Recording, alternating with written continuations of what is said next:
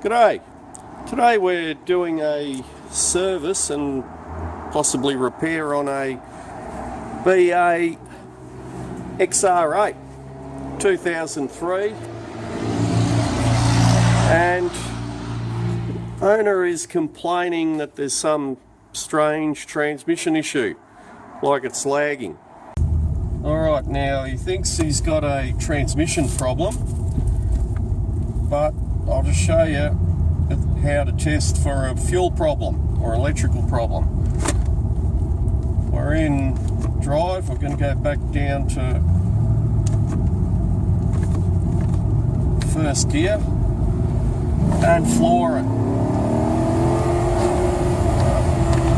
Do it that time. There we go.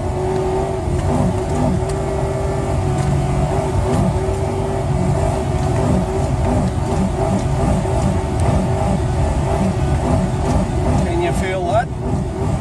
Yeah.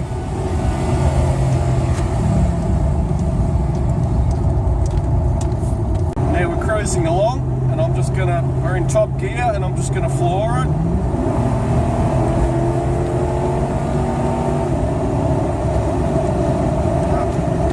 Doesn't do it every time. So it's a fuel problem.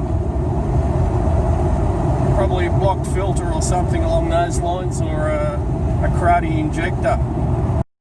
Now we're back from the test run. It's got the old usual bonnet struts gone on it, and it's definitely got a fuel issue somewhere there. So we're going to do the service on it and just check out if they might need to replace the fuel filter or something along those lines. Without going too far in it, you can see this hose is all cracked and perished. I don't know what they've done here. They've put a little spiral there on the PCV valve. So it's sucking a little bit of vacuum somewhere too. First of all, we'll check for any oil leaks or anything like that. Looks pretty dry. Sometimes these O2 sensors melt on the exhaust, or the wiring does. That one looks like it's been patched up at some stage. And on the other side as well. And the fuel filter. Apparently this has just gone through a full service, so we don't know. Had the fuel filter changed, engine service, so you can see what they've done. So we're just going to do the transmission service, do our part of it, clean the pan rail before we take it off, and when we lower the oil out of it, or let the oil out, you just take these back bolts off and let it come down. It is pretty hot, so you've got to be careful of that as well. Now sometimes on these, especially the Fords, the air conditioning tube, the condensation tube, drips right onto this side of the transmission, and you'll find that that middle bolt actually corrodes up. So if you just whiz it straight off with the tech gun, quite often you'll either break the bolt or strip the thread in the case. So it's always nice to spray a bit of WD-40 on it and just work it if you find that it's not coming off very easily. But that's why you need to do it by hand.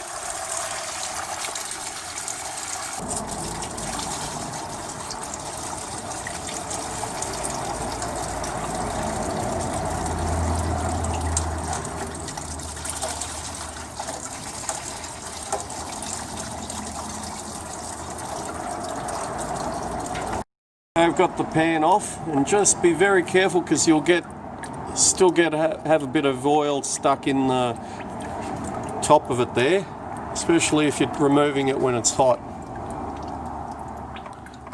And as you pull it out, you just let that oil drain on top of the filter there. So you can direct it where you like. It's not too bad, that one. Now when you're popping out the seal on for the filter, Just be careful you don't scratch the inside of that housing. And you can see where the pickup is for the filter. It's accumulated a lot of fine metal there, and the magnet is thoroughly covered in the fine metal. So once they become covered like that, the magnet can't work anymore, so all this stuff will be left floating or suspended in the oil and circulate through the transmission. So it's sort of almost like liquid sandpaper, and also that fine metal will definitely contaminate your solenoids, and they're the things that are controlling all the pressures and the shifts in the transmission. Very good idea to do a regular service on these, and that way you keep your magnet cleaner, it works a lot better. We've got the pan all nice and clean, magnets all nice and clean. And what we're going to do is we're going to leave this magnet up on its edge like that to try and get as much surface area exposed to the oil as possible, so it collects all that fine rubbish. But what's important is to actually try it without the pan seal on, just to make sure that you can put it up and it's not in the way of anything. And also this one we're going to leave up on that little edge just to try and get the top and bottom part of that magnet working. Alright, new filter, neodymium magnet in there, clean pan, new seal.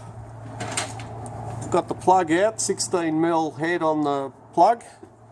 I've got a video there as well if you want to check it out, if that plug has been rounded off. And we're going to put some TQ95 in.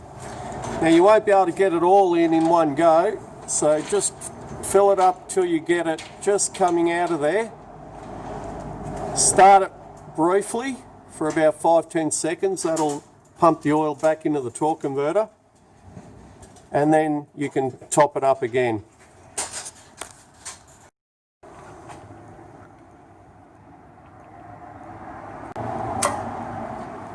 There we go. And now we'll just pop up and just start it briefly. No, you don't have to put the plug in.